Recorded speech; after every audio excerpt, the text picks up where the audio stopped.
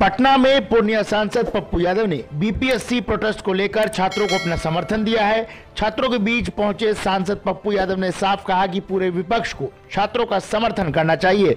छात्रों के समर्थन में एकजुट होकर तमाम एमपी और एमएलए के घरों का घेराव करना चाहिए। उन्हें इलाके में घुसने तक नहीं देना चाहिए, क्योंकि लगातार वो बच्चों के भविष्य के साथ खिलवाड़ कर रहे हैं। साथ ही इस दौरान पप्पू यादव तमाम कोचिंग सेंटरों पर भी तंज कसते नजर आए। उन्होंने कहा कि बिना सेटिंग के कोचिंग सेंटर नहीं चल सकते। इनकी कहीं ना कहीं तमाम जो एग्जाम में सवाल पूछे जाते हैं उनसे कोचिंग सेंटरों की सेटिंग है, जिसके तहत ये कोचिंग सेंटर करोड़ों रुपए हर साल कमा रहे हैं। साथ ही पप्पू यादव ने इस दौरान भीमराव अंबेडकर को लेकर मचे विवाद में भी एक बड़ा बयान दिया है। उन्होंने कहा है कि पूरे बीजेपी को इस पर माफी मांगनी चाहिए कि उन्होंने बाबा साहेब का अपमान किया। साथ ही बाबा साहेब के सम्मान में पूरे देश भर में एक यात्रा निकाली जानी चाहिए, जब तक कि बीजेपी के तमाम नेता इस्तीफा नहीं दे देते। साथ ही इस दौरान उन्होंने तंज कसते हुए कहा कि विपक्ष जब एक तरीके से एकजुट है तो आखिर क्यों इसको लेकर लगातार सिर्फ एक दिन नहीं तब तक प्रदर्शन होते रहना चाहिए जब तक कि अमित शाह इस्तीफा नहीं दे देते।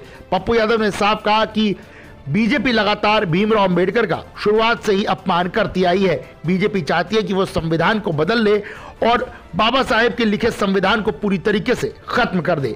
पप्पू यादव ने जिक्र करते हुए कहा कि बीजेपी की जब से सरकार बनी है समय समय पर बाबा साहेब की लगातार वो लोग अवहेलना करते आए हैं, और ये कोई पहली दफा नहीं है जब भीमराव अंबेडकर का इस तरीके से खुलेआम अपमान किया गया है। आइए इस दौरान सांसद पप्पू यादव ने क्या कुछ बीजेपी पर तंज कसते हुए कहा है वो सुनवा देते हैं। करके प्रोटेस्ट तो होना ही चाहिए ना भाई।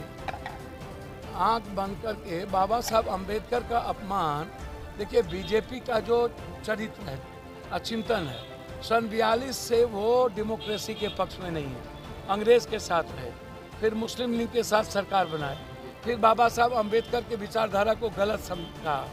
2003 में अटल जी की सरकार बनी तो उन्होंने नागरिकता, दलित के ST/SC की नागरिकता पर ही सवाल खड़ा कर दिया। फिर जब मंडल कमीशन जब लागू हुआ तो उन्होंने समर्थन वापस ले लिया और कमंडल का यात्रा निकाल के देश जला दिया। तो जब भी आप आरक्षण को उठा के देखिए, जब स्टालिन ने आरक्षण लागू की तो कोर्ट चले गए। जब महागठबंधन की सरकार यहाँ आरक्षण लागू की तो ये कोर्ट चले गए। 67% आरक्षण के विरोधी है ये। अब जाति जनगणना की बारी आती है तब ये विरोधी है, सरना कोर्ट की बारी आती है तब ये विरोधी है।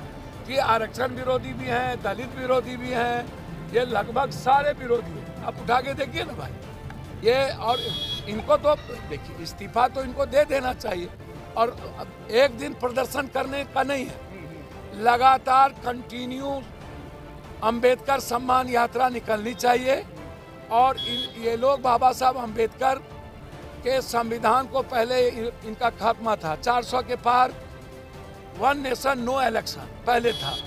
चाइना और रूस के तर्ज पर ये आजीवन राज करना चाहते थे। जनता ने बाबा साहब अंबेडकर के संविधान ने इसको कम आने नहीं दिया, तो अब ये चाहते हैं कि संविधान ही बदल दो और बाबा साहब अंबेडकर को खत्म करो। बाबा साहब अंबेडकर जिंदा जब तक रहेगा तब तक बीजेपी इस कंट्री में कुछ नहीं कर सकती है। इसलिए बाबा साहब अंबेडकर इन लोगों के लिए बहुत ही छोटी चीज़ है, आज नहीं शुरू से लेकर सावरकर से लेकर आज तक। इसीलिए रिजाइन तो इन्हें करना ही चाहिए और अंबेडकर सम्मान यात्रा निकालना चाहिए जब तक ये रिजाइन ना करे। और कोचिंग माफिया इसमें सारे लोग इन्वॉल्व होते हैं। यह सदन में मैं 10 बार कह चुका हूँ, परमार के बारे में, इसके पहले के बारे में हम 10 बार कह चुके हैं। और जो क्वेश्चनायर वहाँ पर सजेस्ट किया जाता है वही क्वेश्चन यहाँ पर एग्जामिनेशन के समय आता है। तो आपको नहीं लगता कि बिना सेटिंग का कोई कोचिंग नहीं चल सकता? अंबेडकर को लेकर कोई पूरा परीक्षा रद्द करने की मांग कर रहे हैं, क्या होगा? भैया देखिए, जो कहते हैं एक कदम चलो, ये एक कदम क्या चलना है?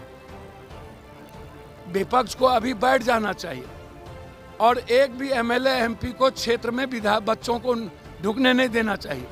सारे माँ बाप को लेकर के सारे MLA MP को घेरना चाहिए और कहना चाहिए कि हम नहीं ढुकने देंगे, मेरे वोट से तुम बने हो।